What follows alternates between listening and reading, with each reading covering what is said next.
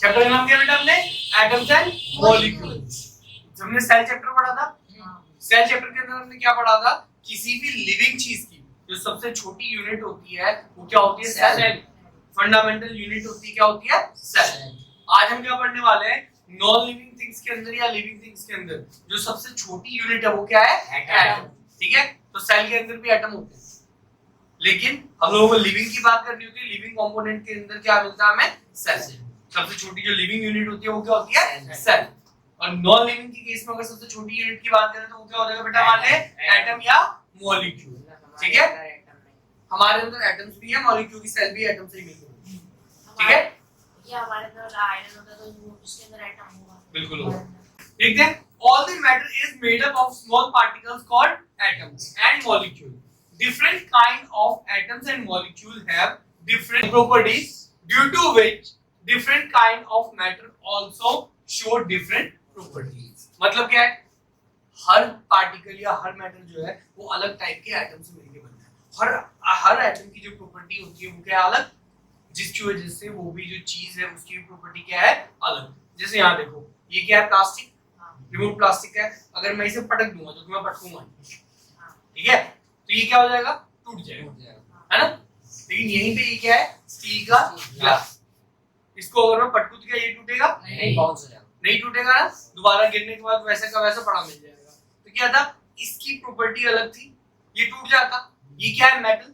Metal इतनी जल्दी टूटता नहीं है, ज्यादा से ज्यादा क्या हो सकता है? पिचक सकता है ना? इसकी शेप थोड़ी सी चेंज हो सकती है, उससे ज्यादा तो कुछ नहीं बिगड़ेगा इसका। तो ये क्या है? हर चीज अलग एटम से बनी है, हर मैटर अलग एटम से बना है, तो उसकी प्रॉपर्टी भी क्या होगी बेटा? अलग अलग। बेटा क्लियर है ये चीज?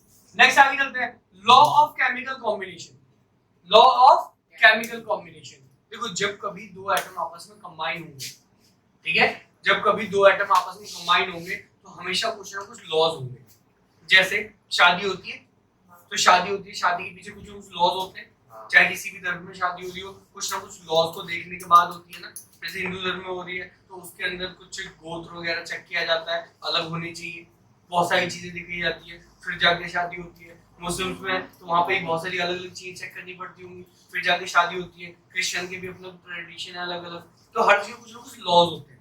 जब कभी दो चीजें कंबाइन होती है तो वहाँ पे कुछ लॉज लगाए जाते हैं। तो यहाँ पे भी जब कभी दो एटम आपस में कंबाइन होंगे ना तो उन दोनों को कंबाइन करने के पीछे ये तीन लॉज काम कर रहे हैं। तो पहला क्या बेटा? Law of conservation of mass. Law of conservation of mass क्या कहता है बेटा? Mass neither be created nor be destroyed, it can be converted from one form to another. मतलब क्या है? मास ना तो बनाया जा सकता है ना तोड़ा जा सकता है, ये खाली एक फॉर्म से दूसरी फॉर्म में कन्वर्ट किया जाता है। ठीक है, बात समझनी है ना? चलो देखते हैं। सपोज करो मैंने 100 ml वाटर लिया, 10 ml शुगर लिया, दोनों को आपस में मिक्स कर दिया, ठीक है, दोनों को आपस में मिक्स कर दिया। अब क्या होगा? मैंने जो चीज बनाई थी, मास ना तो बनाया जा सकता है ना तो खत्म किया जा सकता है ना, तो ये सारा का सारा जो सॉल्यूशन तैयार होगा, शुगर सिरप तैयार होगा, उसके अंदर टोटल शुगर भी उतनी रहेगी और वाटर भी उतना रहेगा। लेकिन वैसे यहाँ पे एक छोटा सा लॉजिक अलग है कि अगर तुम पानी के अंदर डालते हो तो उसका साइज नहीं बढ़ता। हाँ, वो हम लोग फर्स्ट चैप्टर में पढ़ चुके हैं। क्यों? क्योंकि पार्टिकल्स में स्पेस होती है। बिल्कुल, पार्टिकल्स के बीच में स्पेस होती है, वहां पे सेटल हो जाता है।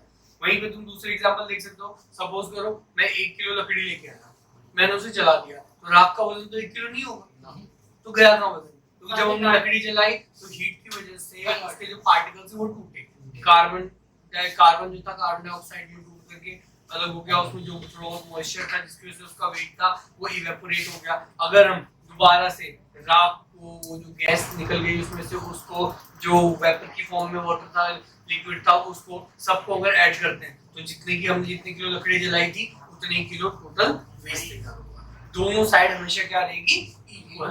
मास ना तो हम कभी बना सकते हैं ना ही कभी खत्म कर सकते हैं, बस उसे एक फॉर्म से दूसरी फॉर्म में कन्वर्ट कर सकते हैं। जैसे लकड़ी का एक लॉक पड़ा हुआ है, हमने उसे काट करके टेबल बना दी, तो बेटा जो टेबल बनी वो भी तो उसी लकड़ी से बनी ना, क्या उससे ज्यादा बन सकती है? अगर मान लो मैं 1 किलो की लकड़ी से 1 किलो लकड़ी थी उससे टेबल बनाना चाह रहा हूँ, क्या 4 किलो की टेबल बन जाएगी क्या? नहीं। की का वेट मत जोड़ना, बस नहीं बन सकती ना।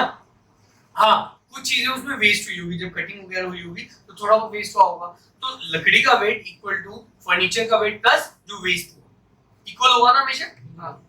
क्लियर है बेटा? यहाँ तक law of conservation of mass clear है? Mass neither be created nor be destroyed, it can be converted from one form to another. बस शेप चेंज करी जा सकती है, फॉर्म चेंज करी जा सकती है, लेकिन ना तो हम मास को बना सकते हैं और ना ही खत्म कर सकते हैं।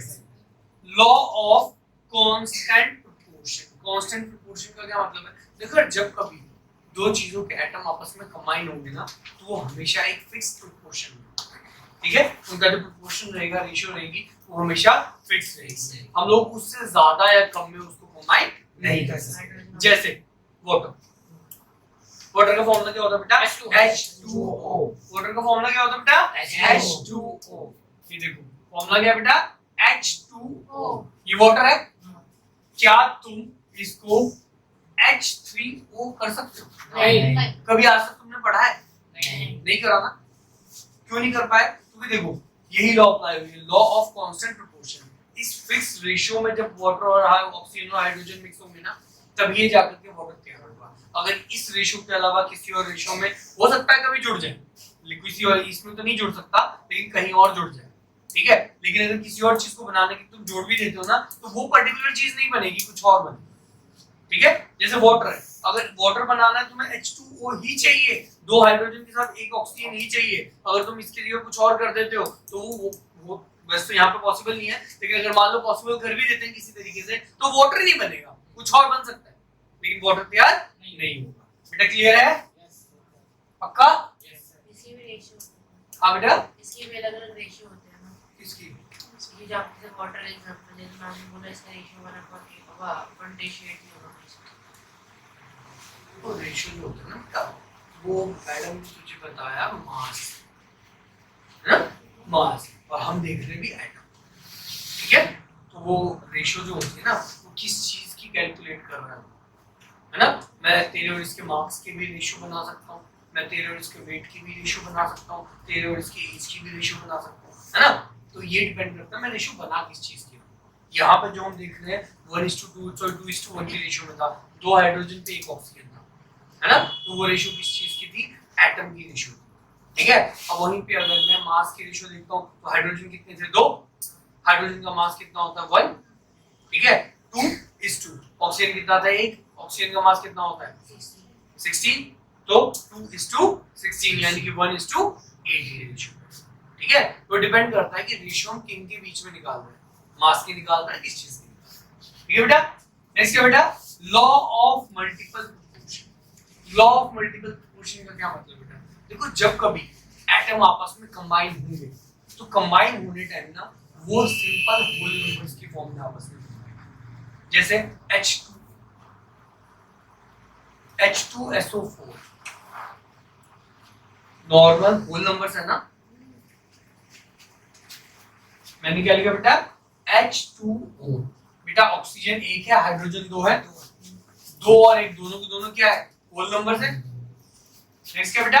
H2SO4। बेटा यहाँ पे 2 हाइड्रोजन है और 4 ऑक्सीजन, दोनों के दोनों क्या है? होल नंबर्स आ गए। HNO3, ठीक है? हाइड्रोजन 1 है, नाइट्रोजन 1 है, ऑक्सीजन 3, सारे के सारे क्या है? होल नंबर्स है ना? तो जब कभी एटम्स आपस में कंबाइन होंगे तो वो हमेशा किस फॉर्म में होंगे? सिंपल होल नंबर्स की फॉर्म। क्लियर है? वो एच सल्फर है, H2SO, वो भी तो एक, सल्फ्यूरिक एसिड। हाँ बेटा तो एक होल नंबर ही तो होता है। हाँ मैं तो वही कह रहा हूँ। वो एक होगा, हाँ फिर माइनस भी हो सकता है। कहना क्या चाह रहे नहीं कुछ बताना, मैं समझाता हूँ। अभी नहीं, अभी टॉपिक चल रहा है, अभी उसके बारे में बात कर सकते हैं। अच्छा सारे एलिमेंट्स नहीं जुड़ सकते हैं ना?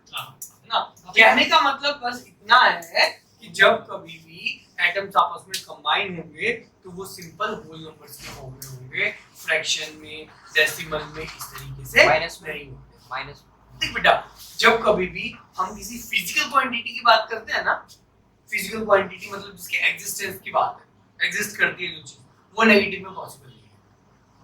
सपोज कर तेरी एज या तो तू 1 महीने का होगा, 1 दिन का होगा, 1 साल का होगा, 10 साल का होगा, 100 साल का होगा। ये चीज तो पॉसिबल नहीं है ना, -1 साल का है ना? या तो होगा या तो नहीं होगा। Law of conservation of mass. अब ये जो law of conservation of mass था, ये क्या कह रहा है? According to law of conservation of mass, matter is neither created nor destroyed in a chemical reaction. ना तो मैटर हम बना सकते हैं, ना ही उसको डिस्ट्रॉय कर सकते हैं। क्या हो सकता है? Law of conservation of mass mean that in a chemical reaction the total mass of product is equal to total mass of reactant. ये रहा रिएक्टेंट, ये रहा प्रोडक्ट। दोनों साइड का जो टोटल मास रहेगा वो क्या रहेगा बेटा? हमेशा equal, constant. There is no change in mass during a chemical reaction. जैसे देखो यहां क्या था? कैल्शियम कार्बोनेट CaCO3 कितना ग्राम था? 100 ग्राम। जब हमने इसको रिएक्ट करा, डिकम्पोज हुआ। डिकम्पोज हुआ तो क्या हुआ? Calcium oxide plus carbon dioxide.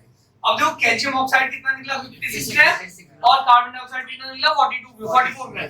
अब अगर इन दोनों को अगर मैं ऐड करता हूं तो ये भी क्या होता है बेटा? 100 ग्राम होता है ना। तो ना तो केमिकल रिएक्शन में नई चीज ऐड हो गई, बढ़ गया वो, और ना ही रिड्यूस हो गया। जितना रिएक्टेंट में था उतना ही प्रोडक्ट में भी रहेगा। Law of constant proportion. Law of constant proportion में बताया था ना, जब कभी एटम्स कंबाइन होंगे तो वो फिक्स रेशियो में होंगे। क्यों होंगे वो भी थोड़ी देर बाद बात करेंगे। वैलेंसी जब हम पढ़ेंगे ना तब उसके बारे में बात करेंगे। लेकिन याद रखो, the chemical compound always consists of same element combined together in the same proportion by mass। जब कभी भी same atom same proportion by mass में कंबाइन होंगे, यानी कि सेम प्रोपोर्शन में कंबाइन होंगे, तो वो सेम चीज बनाएंगे। अगर तुम प्रोपोर्शन बदल दोगे या एटम बदल दोगे तो कुछ और तैयार हो जाएगा, या तो रिएक्ट ही नहीं करेगा। लॉ ऑफ कांस्टेंट प्रोपोर्शन की बात कर रहे थे हम। The chemical compounds always consist of the same element combined together in the same proportion by mass। मतलब क्या है? एक फिक्स मास के प्रोपोर्शन में कंबाइन होंगे, ऊपर नीचे नहीं होंगे। बताया था ना कि H2O है तो वहां पे 1:8 की रेशियो बन रही है। यहाँ पे हाइड्रोजन क्या रहेगा? अगर मास में 1 रहेगा तो ऑक्सीजन मास में क्या रहेगा? 8। ठीक है, वो कैसे, उसकी बात अभी थोड़ी देर बात करेंगे हम लोग। अभी देखो यहाँ पे एक छोटा सा एग्जांपल दे रखा है हमने, इस एग्जांपल को डिस्कस कर लेते हैं। In a reaction, 5.3 gram of sodium carbonate react with 6 gram of ethanoic acid। अभी रिएक्शन देखेंगे। The products were 2.2 gram of carbon dioxide, 0.9 gram of water, and 8.2 gram of sodium ethanoate। Show that these observations are in agreement with the law of conservation of mass। मतलब जो हमने law of conservation of मास पढ़ा था, क्या ये उसको satisfy कर रही है या नहीं कर रही है? हमें ये बताओ। Sodium carbonate plus ethanoic acid plus change to sodium ethanoate plus carbon dioxide and water. देखो अभी तुम्हें इन सब के मास याद करने पड़ेंगे। देखो बेटा हमें क्या करना है, अगर वो जो हमने लॉ पढ़ी है उसको सेटिस्फाई करेगा तो mass of sodium carbonate plus mass of ethanoic acid हमेशा किसके इक्वल होगा? ये जो प्रोडक्ट है इन तीनों के मास के इक्वल होने वाला है। तो सोडियम कार्बोनेट कितना ग्राम है बेटा? 5.3 ग्राम है। रिएक्टेंट को LHS मान लेना है और प्रोडक्ट को क्या करना है बेटा? RHS। तो LHS इक्वल्स टू RHS। ठीक बेटा, LHS में जितना भी मास होगा वो किसके, उसका सम किसके इक्वल होगा? RHS के। पहली चीज क्या बेटा? Sodium carbonate. तो सोडियम कार्बोनेट का मास कितना दे रखा है हमें? 5.3 ग्राम। नेक्स्ट क्या बेटा है? Ethanoic acid. इथेनोइक एसिड का मास कितना बेटा? 6 ग्राम। 6 ग्राम। रिएक्टेंट हो गया। अब प्रोडक्ट साइड चलते हैं। Mass of sodium इथेनोइड। इथेनोइड का कितना है बेटा? 8.2 ग्राम। 8.2 ग्राम। नेक्स्ट क्या बेटा? Carbon dioxide. कार्बन डाइऑक्साइड का मास कितना है बेटा? 2.2 ग्राम। नेक्स्ट थर्ड चीज क्या बेटा? वाटर। वाटर का मास कितना है बेटा? 0.9 ग्राम। अब देख बेटा LHS का भी सारा मास हमने लिख लिया है, RHS का भी लिख लिया है। ये दोनों अगर इक्वल आते हैं इसका मतलब क्या है कि लॉ सेटिस्फाई हो रही है, और अगर इक्वल नहीं आते तो लॉ सेटिस्फाई नहीं हो रही है। कितना हो गया भाई? 11.3 ग्राम। यहाँ पे ऐड करें 11.3 ग्राम। 11.3 ग्राम। LHS और RHS इक्वल आ रहे हैं। इसका मतलब क्या है कि ये लॉ ऑफ कंजर्वेशन ऑफ मास को फॉलो कर रहा है, सेटिस्फाई कर रहा है। क्लियर है बेटा? ऐसी कोई सी भी केमिकल रिएक्शन पॉसिबल नहीं है जो इस लॉ को सेटिस्फाई ना करे। अगर ऐसी कोई रिएक्शन आ रही है इसका मतलब तुमने कहीं ना कहीं कुछ गलती करी है, तब ये पॉसिबल है ये चीज। बोल बेटा, ये जो आपने लिखा है बोलना यही पूछना था। आरएचएस में जो आपने लिखा है वो इधर नहीं लिख सकते? एलएचएस में हाँ देख बेटा, रिएक्टेंट लेफ्ट में लिखे जाते हैं और प्रोडक्ट राइट में, ठीक है? इसीलिए एलएचएस लेफ्ट हैंड साइड में रिएक्टेंट लिखते हैं, आरएचएस राइट हैंड साइड में प्रोडक्ट। ठीक है बेटा? इसके मास को याद करना पड़ेगा। ये वाले नहीं यार, ये तो क्वेश्चन के मास है ना? बोला जो एक्चुअल एटम का मास है, हम एटॉमिक मास निकालना सीखेंगे हम लोग आगे वाले क्वेश्चन में। अच्छा, तो एटॉमिक मास हम तभी निकाल पाएंगे ना किसी कंपाउंड का जब हमें एटम का मास पता है। क्वेश्चन अपने भी मास दे देता है। नहीं, बस एटम का मास होता है। क्वेश्चन हाँ अपने भी मास दे देता है। है? क्वेश्चन अपने भी मास दे देता बना के। नहीं बेटा, उसने तो ये ग्राम में वेट किया है, समझ रहे हैं? जैसे कार्बन डाइऑक्साइड है जो सॉलिड फॉर्म में है, तो उसने निकाला और 4 ग्राम कार्बन डाइऑक्साइड वजन करके तो ये पकड़ा लिया, ऐसा होता है। वो वाला जो वजन है ना, वो एटम का वेट है जो फिक्स रहता है, वो चेंज नहीं होता। Hydrogen and oxygen combined in the ratio of 1:8। 1:8 किसमें होती है? वाटर में। By mass to form water. What mass of oxygen gas should be required to reach the completely with 3 gram of hydrogen? देख बेटा, जब hydrogen हमारा 1 ग्राम था तो ऑक्सीजन कितना चाहिए था हमें? 8 ग्राम, है ना? बाय मास 1:8 की रेशियो होती है।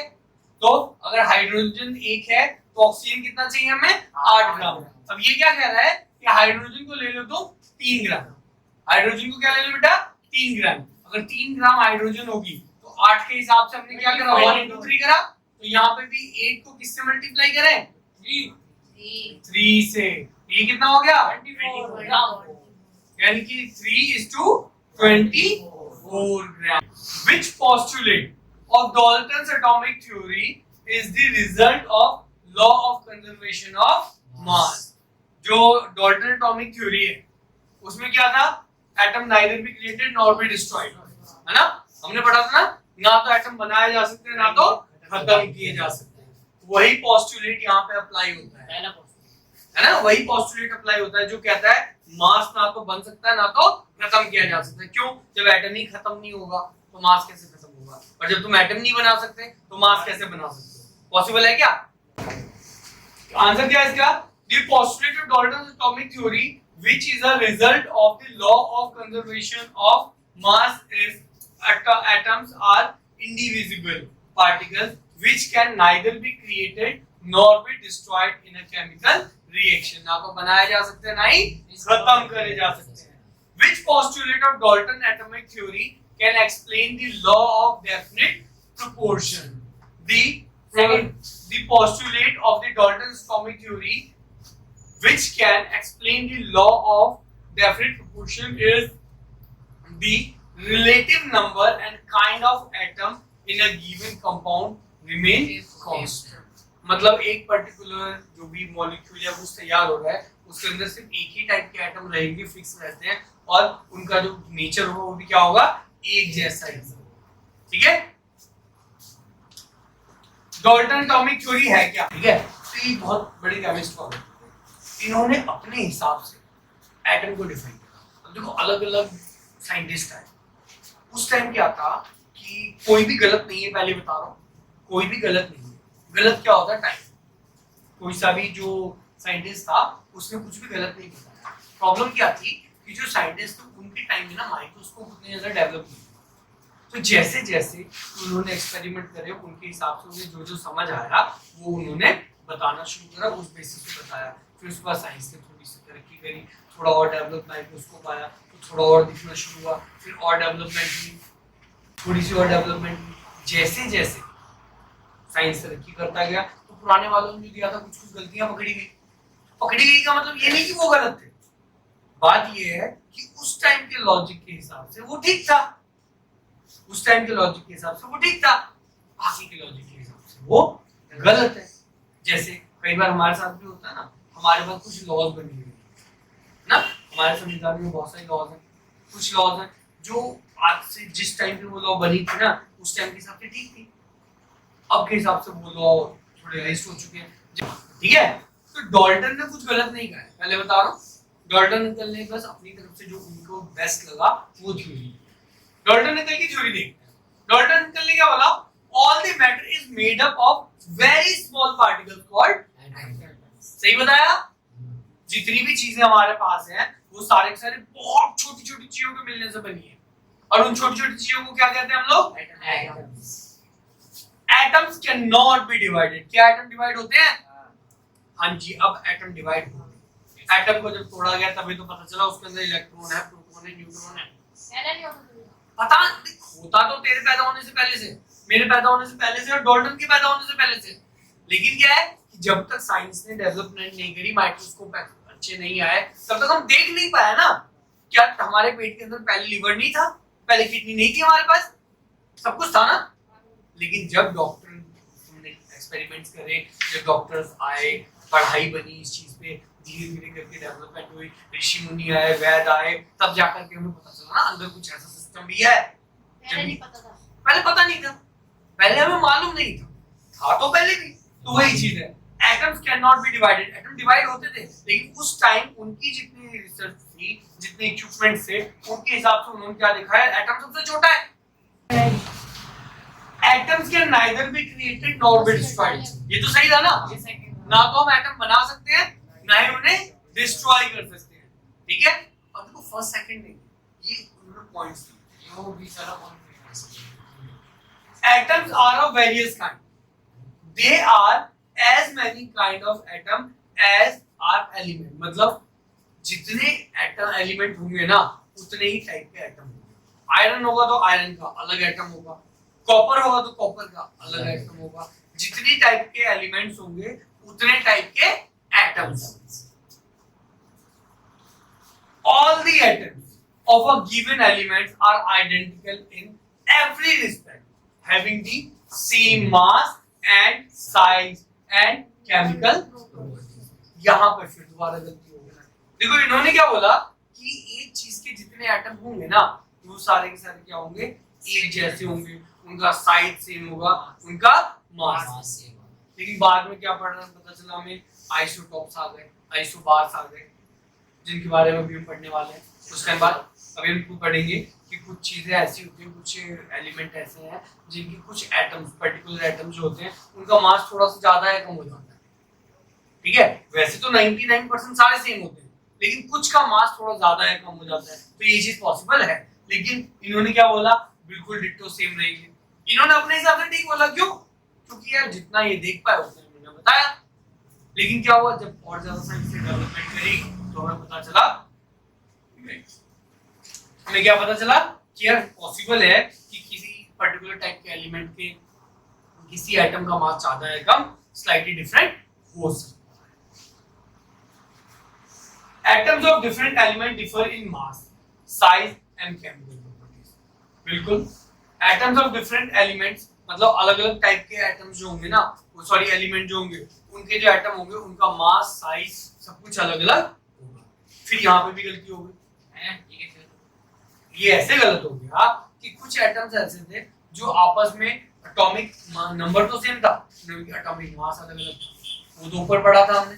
इस बार क्या हो गया, दो अलग-अलग एटम्स का मास सेम हो जाता है कई बार। दो, अच्छा हो सकता है, नहीं हो सकता मेरा और इसका वेट एक जैसा हो, हमारा नहीं हो सकता यार, नहीं हो सकता, मेरा डबल होगा, लेकिन फिर भी सपोज करो पॉसिबल है ना, दो लोगों का वेट एक जैसा हो सकता है। क्या दोनों सेम फैमिली से बिलोंग करने लग जाएंगे? नहीं ना। इन्होंने क्या बोला कि अगर डिफरेंट फैमिली के एटम है यानी कि डिफरेंट एलिमेंट के एटम्स है तो वो अलग अलग होंगे। बाद में क्या पता चला, नहीं ऐसा पॉसिबल है कि वो दोनों के दोनों इक्वल अलग अलग टाइप के एटम्स जो उनका मास भी क्या हो जाए, सेम, साइज भी सेम हो जाए। The chemical combination between two element consist in the joining together of atom of these elements to form molecule of the compound. मतलब क्या बेटा, the chemical combination between two elements consists in the joining together together मतलब इसका क्या मतलब होता है? The chemical combination between two elements consists in the joining. जब वो रिएक्ट करते जब वो रिएक्ट करते हैं, देखो हर चीज एक दूसरे से रिएक्ट नहीं करती, या हर चीज जिन दो चीजों को साथ में रख दो तो बॉन्ड नहीं बन जाते। बॉन्ड कब बनते हैं? कुछ कंडीशंस होती है, कुछ कंडीशंस होती है। अगर वो कंडीशन सेटिस्फाई होगी तभी रिएक्शन होगी, और कंडीशन सेटिस्फाई नहीं होती रिएक्शन नहीं होगी।